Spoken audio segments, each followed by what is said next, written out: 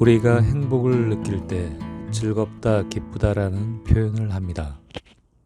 보통은 일상생활에서 비슷한 뜻으로 혼용되어 쓰이기도 합니다. 그런데 기쁨이 순간적인 강한 느낌이라면 즐거움은 느낌의 강도가 낮지만 은은하면서도 상대적으로 더 길게 느껴질 때 사용하는 표현입니다. 즐겁다의 반대말은 괴롭다이고 기쁘다의 반대말은 슬프다입니다. 즐거운 느낌의 강도가 세지면 기쁜 감정이 들고 심신이 괴로운 강도가 세지면 슬픈 감정이 듭니다.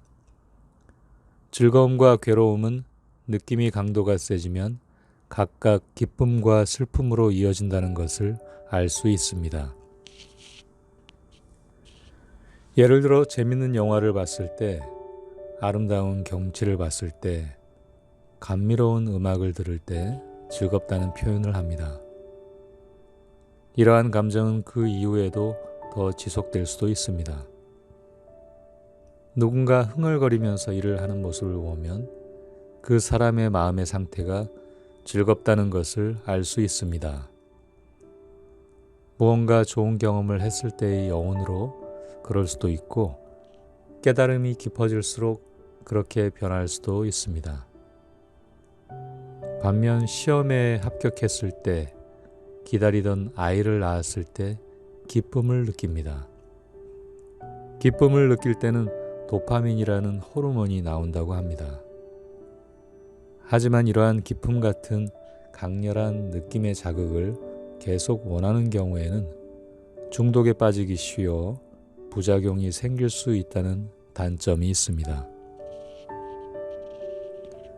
따라서 즐거움과 기쁨은 모두 행복을 주는 요소임은 틀림없지만 그 중에서도 즐거움이 은은하게 행복을 더 오래 지속시켜줍니다.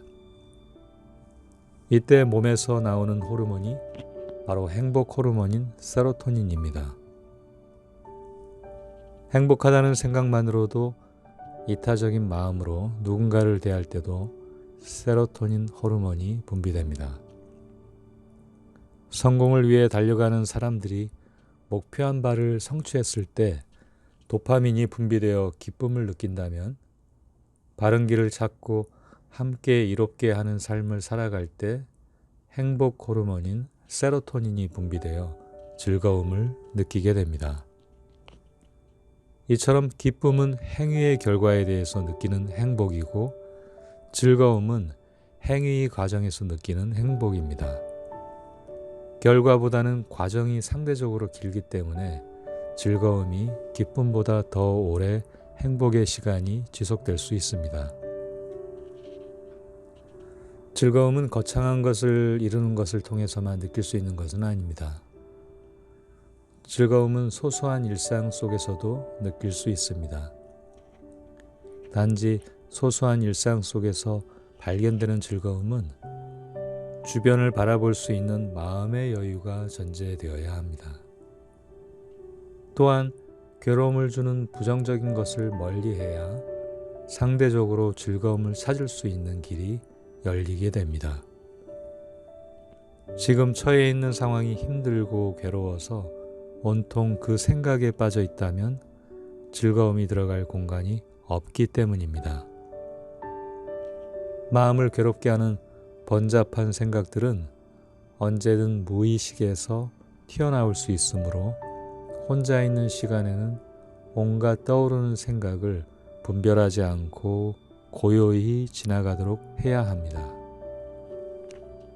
마음을 가득 메웠던 생각들이 사라진 텅 빈 상태에서 자신을 잊어버리기 때문에 걱정 또한 없어집니다. 이런 상태에서 주변을 바라보면 자신에게 갇혔던 이기적인 생각에서 보다 이타적인 생각으로 넘어갈 수 있습니다. 이해와 포용으로 마음은 전보다 평온해지고 잔잔함 속에서의 피어오르는 즐거움을 느낄 수도 있습니다. 이러한 즐거움의 감정을 느끼면 길을 몰라 헤매던 상황에서 길을 되찾은 기분이 들 것입니다. 즐거움이 찾아오면 길을 잃은 듯한 어찌할 수 없는 괴로움은 사라지고 마음의 안정이 찾아오기 때문입니다. 길을 찾으면 마음이 편안해지고 마음이 편안해지면 행복이 피어오릅니다. 즐거움은 밝은 햇살과 같습니다. 자신의 내면으로부터 나오는 밝고 따스한 햇볕을 유지한 채 일상에서 주어진 상황들을 처리해 나간다면 자신은 물론이고 주변도 밝게 비추는 함께 누리는 삶이 될 것입니다.